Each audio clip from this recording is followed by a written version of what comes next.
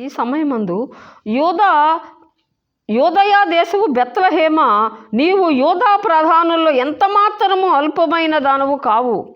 ఇశ్రాయేలును నా ప్రజలను పాలించు అధిపతి నీలో నుండి వచ్చును. ఆమేన్. చూడండి, నువ్వు ఎంత మాత్రము అల్పమైన దానవు కావు. స్తోత్రం. మన యేసయ్య, దేవుని స్తోత్రం, యూదయ బెత్లెహేము అనేటువంటి ఆ చిన్న గ్రామంలోంచి దేవుడు వచ్చాడు. ఆమేన్. చిన్న గ్రామం, అల్పమైన గ్రామం, ఎన్నిక లేని గ్రామం, అందులోంచి యేసు వచ్చాడు. ఆమేన్. ఎంత మాత్రం అల్పమైన దానవు కావు.